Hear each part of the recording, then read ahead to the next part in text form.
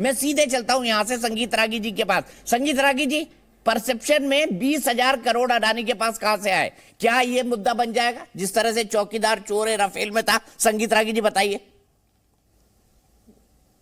दीपक जी, वैसे कांग्रेस के प्रवक्ता पढ़ करके दिए आए होंगे तो उनको पता होगा कि अडानी ग्रुप ने उस 20,000 करोड़ का पूरा डिटेल्स और पूरा ब्यौरा दे दिया है।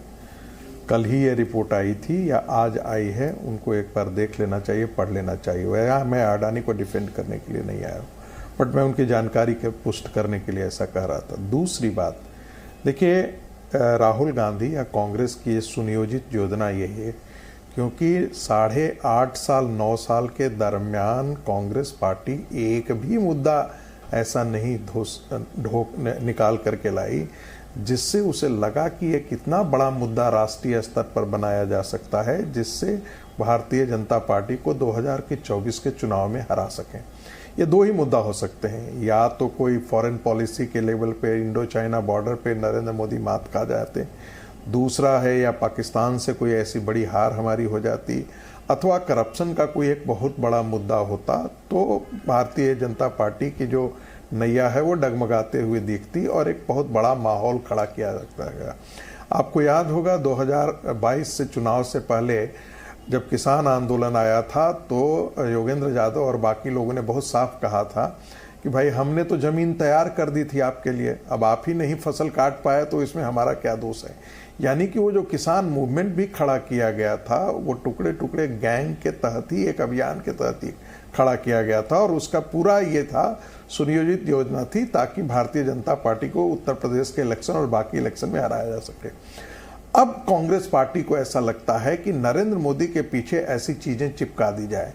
इसका इन्होंने दो तरीका निकाला, जो आपको याद होगा कि 2019 से पहले चौकीदार चोर है का, और लोगों बहुत, आज तो ये गोदी मीडिया कहते हैं बट इनके भी गोदी मीडिया हुआ करते थे और बड़े गोदी पत्रकार होते हैं, आज भी पी करके रोज गाली देते हैं नरेंद्र मोदी को और फिर भी कहते हैं कि प्रेस की स्वतंत्रता नहीं है, डेमोक्रेसी खत्म हो गया है। बहरहाल वो नारा नहीं चिपक पाया, पेगासस का नारा नहीं चिपक पाया, ये भी अडानी का मुद्दा भी नहीं चिपक रहा है। तो देखिए, आपको ध्यान होगा कि शरद पवार ने पूरी इनकी हवा निकाल करके छोड़ दी। उन्होंने बहुत साफ कहा, और ये एक सामान्य मानसिकता में भी है कि जेपीसी का नतीजा हमने देखा है, जहां जो पार्टी है, जो मेजोरिटी पार्टी है, उसका 15 होता और इधर का 6 होता तो कोई डिसीजन उनके पक्ष में जाता ही नहीं।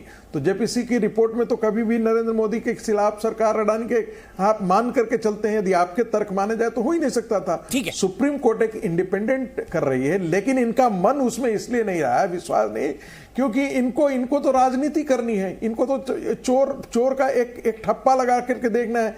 लेकिन 12-15 दिन के अभियान में इनको ये पता है कि आप सब कुछ कर लेंगे, नरेंद्र मोदी को चोर साबित करना तो दुश्मन भी नहीं समझते हैं कि ऐसा हो पाएगा।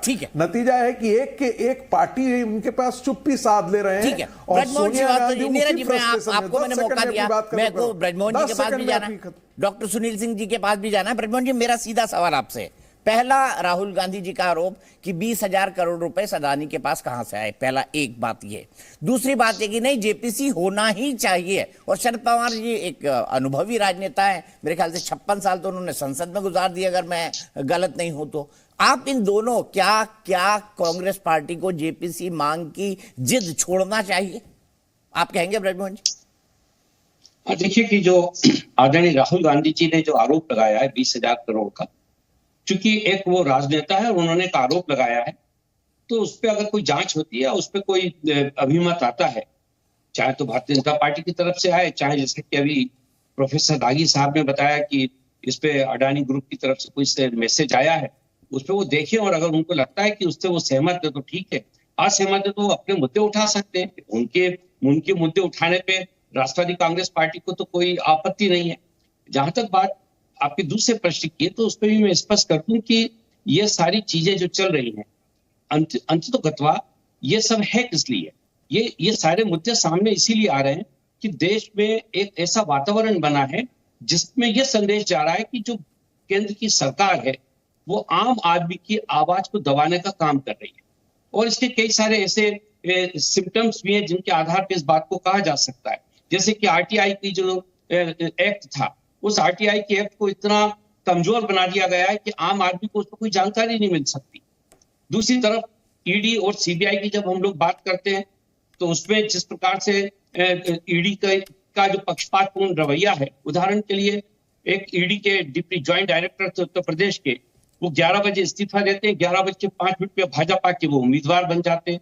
तो प्रश्न ये उठता है कि इसके पहले की जो उनकी कार्रवाई है, क्या उसे भारतीय बीजेपी के कार्यकर्ता के रूप में क्यों ना इंगित किया जाए, क्यों ना ये कहा जाए कि बीजेपी का कार्यकर्ता एक कार्रवाई कर रहा था।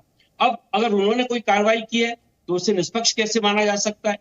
इसके साथ ही साथ जिस प्रकार से अगर कोई मीडिया का कोई आदमी आवाज उठा रहा है, दीगर राजनीतिक दलों के लोग अगर कोई आवाज उठा रहे हैं, तो उनके खिलाफ जो कठोरतम कार्रवाई की जाती है वो तो बड़ी आसानी से हो जाती है।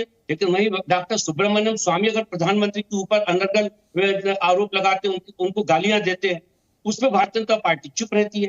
तो ये जो पक्षपातपूर्ण रवैया है, इसके खिलाफ आवाज उठाने का काम तो राजनीतिक दलों को करना ही पड़ेगा, और विशेष रूप से उनको करना पड़ेगा जो भारतीय जनता पार्टी की इन नीतियों से असहमत है। अभी आप देखिए, लेकिन मेरा सवाल था, क्या जेपीसी जांच की मांग छोड़नी चाहिए? ये कह रहे हैं शरद पवार साहब, कह रहे हैं कि हाँ, सुप्रीम कोर्ट की जांच में हम कैसे सहयोग करें, इस बारे में सोचना चाहिए। उनका साफ साफ बयान है, आप क्या कहेंगे? मैं उस पर भी आ रहा हूँ। देखिए, आदरणीय शरद पवार जी ने बहुत ही स्पष्ट रूप से अपने अनुभव के आधार पे ये कहा कि अभी जेपीसी बनाने की यदि हम बात करते हैं तो उसके पहले चूंकि सुप्रीम कोर्ट ने अपनी एक कमेटी बना दी है, तो हम सुप्रीम कोर्ट की कमेटी के परिणाम आने का इंतजार करें, उसके बाद भी जेपीसी की बात हो सकती है। ठीक, ऐसा नहीं है। जवाब देता हूं, नीरज मिश्रा जी जवाब दीजिए। ये शरद पवार जी का कहना है, और विपक्षी एकता नाम की जो चिड़िया है उसको अगर थामना है तो आपको शरद पवार जी को थामना होगा, ये आप जानते हैं नीरज जी? नहीं, उनके अनुभव से सीख लीजिए। दीपक जी, मैं स्पष्ट कर दूं, शरद पवार साहब ने किसी भी प्रकार का ये नहीं दबाव नहीं डाला है कि उनकी अगर बात नहीं मानी जाएगी। ना मैं कह ही नहीं रहा हूं सर, मैं वो कह ही नहीं रहा हूं, आपकी बात बिल्कुल ठीक है, दुरुस्त है। उन्होंने अपने अनुभव की बात बताई। मैं उसी अनुभव पर जवाब मांग रहा हूं, मैं उसी अनुभव पर जवाब मांग रहा हूं। ये जो 20,000 करोड़ की बात हम लोग बार बार कर रहे हैं, और जिस पे रागी साहब ने कहा कि अडानी ने एक स्टेटमेंट दिया है, तो उस स्टेटमेंट को मैं देख रहा था, मुझे ये नहीं पता चला कि उसमें चांगचुंग ली और पीएमसी इंफ्रा, ये उस चाइनीज नेशनल और उस चाइनीज कंपनी का नाम है जो पिछले 30 साल से अडानी जी के साथ काम करती है। देश के अंदर चाइना घुसकर बैठा है। पेट्रोलिंग पॉइंट नंबर 10, 11, 12, 13, 14, 15 और 16, ये सारे पेट्रोलिंग पॉइंट पे हम लोग पेट्रोल नहीं कर पाते, और हम उस चाइनीज नेशनल के पैसा जो उसमें इन्वेस्ट हुआ है उसके ऊपर अगर सवाल पूछ लेते हैं तो हम लोग क्या कोई गलत बात कर रहे हैं? आज जेपीसी की डिमांड इसीलिए है, हम जानते हैं कि भाजपा के क्योंकि नंबर ज्यादा हैं, उनके मेंबर ज्यादा होंगे, लेकिन वो सारे तथ्य देश के सामने तो आएंगे कि किस तरीके से दुनिया का सबसे बड़ा कॉर्पोरेट फ्रॉड चल रहा है। कॉर्पोरेट फ्रॉड कॉर्पोरेट फ्रॉड कह रहे हैं। संगीता जी मैंने देख लिया, मैं आ रहा हूं, तुरंत आपके पास आ रहा हूं। मुझे डॉक्टर साहब के पास भी जाना है और मुझे आनंद दुबे के पास भी जाना है। नहीं कौरी जी, एक छोटा सा जवाब। नहीं, वो कह रहे हैं कॉर्पोरेट फ्रॉड पर हम जवाब मांग रहे हैं। हाँ, अडानी की कंपनी ने पैसा दिया। मैंने सुन लिया।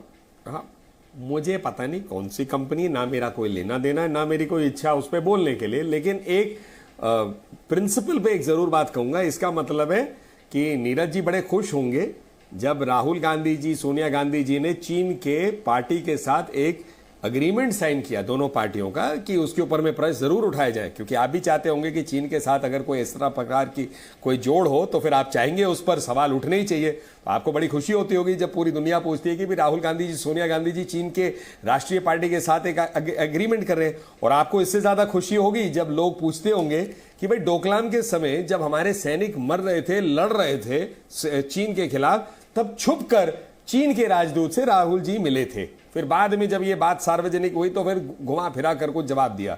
तो मैं कम से कम आपका धन्यवाद भी करूंगा कि आपने आज बड़े निष्पक्ष रूप से कहा। इस प्रकार के सवाल जब उठते हैं आपको कोई दिक्कत नहीं है, उसका तात्पर्य यही निकलेगा आपको दिक्कत नहीं है जब सोनिया जी, राहुल जी और कांग्रेस पार्टी पर भी ऐसे सवाल उठे।